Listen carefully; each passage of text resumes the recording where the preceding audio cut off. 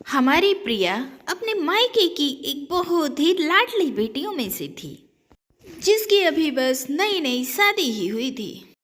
बहू नहीं, एक काम वाली लाए हैं ये लोग। जब देखो ये करो वो करो, नौकर बना के रख दिया इन लोगों ने।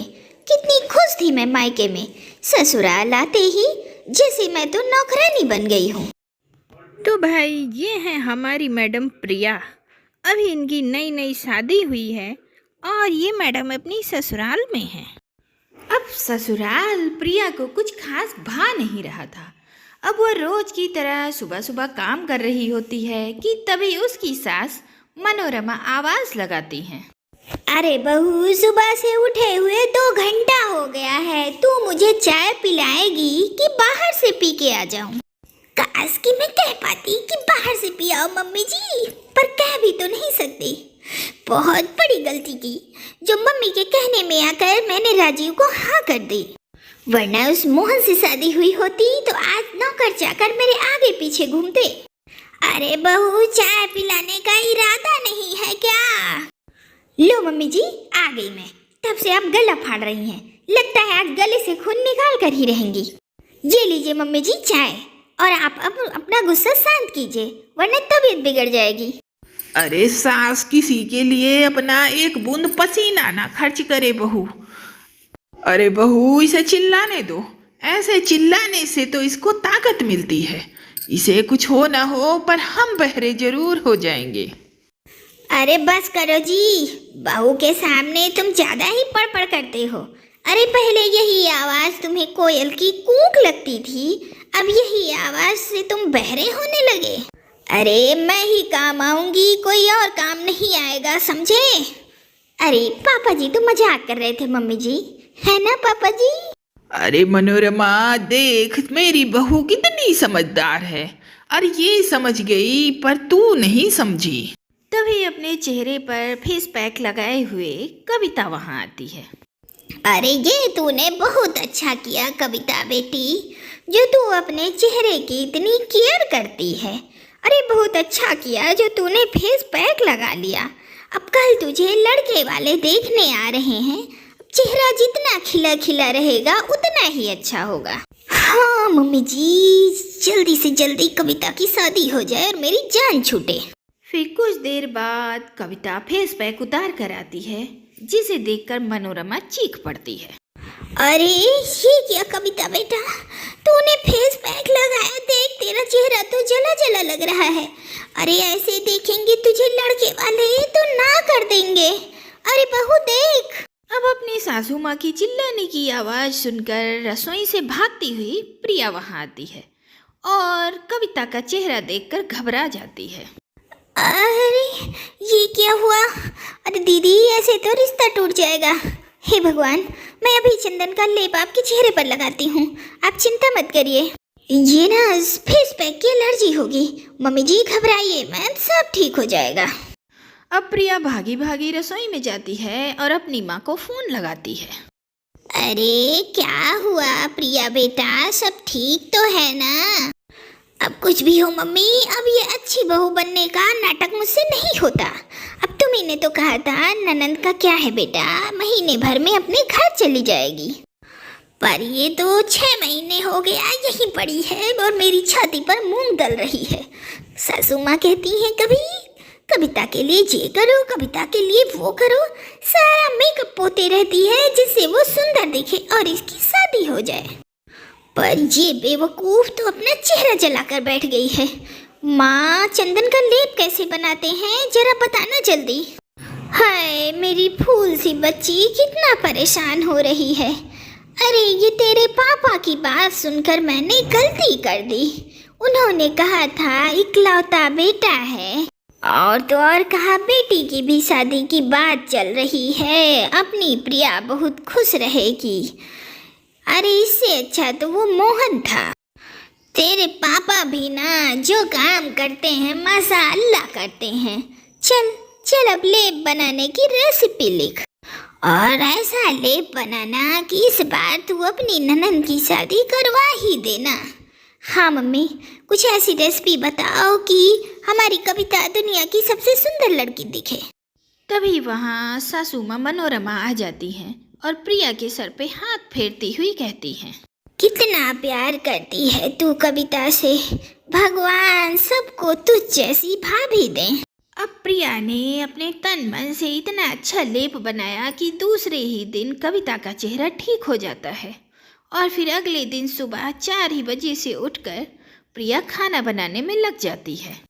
अरे भोला भैया, पर्दों को बदल दीजिए, बेडशीट, सोफा कवर भी, कोई भी चीज पुरानी नहीं लगनी चाहिए। हाँ हाँ भाभी, मैं अभी बदल देता हूँ सब, आप फिक्र मत करो। अब प्रिया की आवाज़ सुनकर बाकी घर वाले भी जाग जाते हैं। अरे प्रिया, इतनी सुबह सुबह तुमने भोला भैया को क्यों बुला लिया? अरे आज सुबह मेरी इकलौती ननद को देखने वाले आ रहे हैं, कोई कमी नहीं चाहिए, हेल्प की जरूरत थी, इसलिए भोला भैया को बुला लिया। इसलिए भोला भैया आज मेरा घर पर हाथ बटाएंगे, इसलिए आज दुकान तुम्हें अकेले ही संभालनी पड़ेगी। अरे प्रिया, बहुत लकी हूँ मैं जो तुम इस घर में आई। हाँ भैया, भाभी बहुत अच्छी हैं, बहुत केयर करती है मेरी। अरे कविता, तुम क्यों उठ गई? 8 घंटे की नींद पूरी होनी चाहिए, नहीं तो आंखों के नीचे डार्क सर्कल्स आ जाएंगे।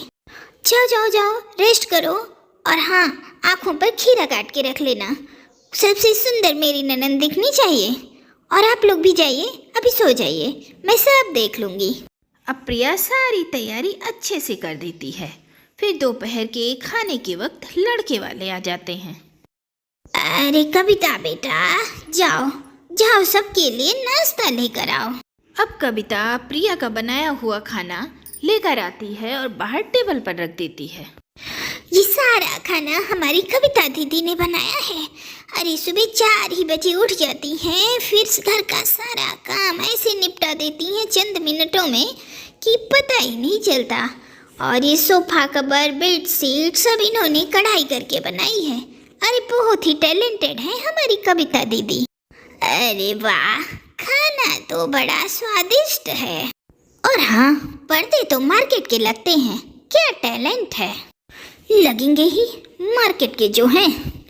और बताओ कविता बेटा, तुम्हें क्या पसंद है, क्या नहीं, क्या सोच है तुम्हारी? अब कविता नजरें झुकाती है और अपने हाथों पर लिखे हुए सारे आंसर्स को पढ़ने लगती है। मुझे वो सब पसंद है जो मेरे मायके वालों को पसंद है, और मुझे वो नापसंद है जो इन्हें नहीं पसंद है। और अब आगे मेरी पसंद वही होगी जो मेरी ससुराल वालों की पसंद होगी। अरे वाह वाह वाह, क्या संस्कार हैं। अब कविता का जवाब सुनकर मनोरमा दंग सी रह जाती है और फुसफुसाते हुए कहती है, अरे इसे इतना अच्छा उत्तर कहाँ से आ गया? अरे भाग्यवान, हमारी बेटी के हाथों पर सारे जवाब प्रिया ने पहले ही लिख दिए थे, इसलिए कविता ने उसे देखा और चपड़ चपड़ बोल दिया बस। बहन जी, हमें ये रिश्ता पसंद है। अब कुंडली दिखवाना और सब रस्म रिवाज हम विश्वास नहीं करते, पर आप अपने पंडित जी को दिखवा लीजिए और मुहूर्त पक्का करके हमें बता दीजिए, ताकि हम भी तैयारियां शुरू कर सकें। आखिर हमारा भी इकलौता बेटा है, तो हमारे भी कुछ अरमान हैं, हम भी उसकी शादी धूमधाम से करना चाहते हैं। जय भगवान, क्या चमत्कार किया तूने। हे भगवान, आज तो रिश्ता तय हो गया। अब जल्दी से जाती हूँ और मम्मी को ये खुशखबरी सुनाती हूँ। अब प्रिया भागी भागी जाती है और अपनी माँ को फोन लगाती है। अरे मम्मी, मम्मी रिश्ता तय हो गया, बड़ी खुशी है आज। आज तो मैं भगवान को 11 किलो लड्डू चढ़ाऊंगी। बस तेरी ननद एक बार यहाँ से विदा हो गई तो सब तेरी मुट्ठी में। और तूने जो भोला भैया को बुलाया है, कोशिश करना कि वो जाए ही ना। अब कविता की शादी तक उसको रखने का बहाना रख, फिर कविता की शादी होते ही उसको परमानेंट रख लेना। अब मेरी सास इतनी भोली नहीं है मम्मी, वो तो भोला भैया को निकाल कर ही रहेगी। अरे तुझे बोलने के लिए तो रहेगा ना, कि कविता दीदी की शादी में काम करने के लिए नौकर रह सकता है, तो मेरे लिए क्यों नहीं? अरे प्रिया, तू ज्यादा सोच मत और जल्दी से अपनी ननन की शादी की तैयारियों में लग जा। फिर इसके बाद फटाफट प्रिया पंडित जी को फोन लगाती है। अरे अगले 1 महीने तक शादी का कोई शुभ मुहूर्त तो नहीं है बेटा। पंडित जी, आप इस महीने की कोई आखिरी तारीख एक शुभ मुहूर्त के रूप में इनके घर वालों को बता दीजिए, तो आपके खर्चे का ध्यान मैं रखूंगी। अब तो ठीक है ना पंडित जी? और फिर अंत में वही होता है जो हमारी प्रिया चाहती है। अब प्रिया की खुशी का तो कोई ठिकाना नहीं रहता। वह शादी की सारी जिम्मेदारियां अपने ऊपर ले लेती है और एक पैर पर दौड़ते हुए सब संभाल लेती है।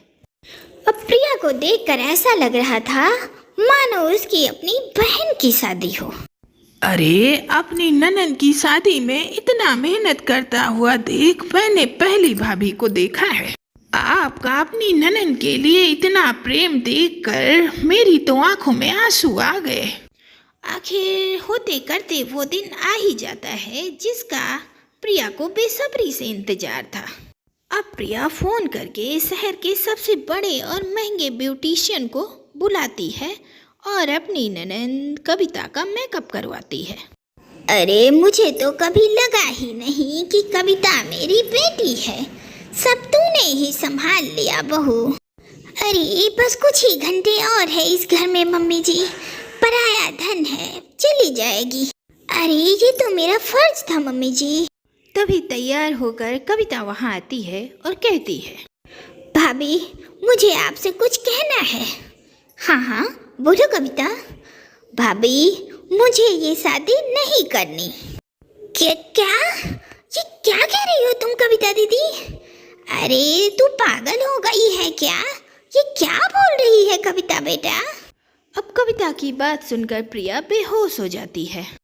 हाय बेचारी प्रिया ने क्या कुछ नहीं किया अपनी ननंद को घर से विदा करने के लिए, लेकिन उसकी ननंद तो घर से विदा ही नहीं हुई।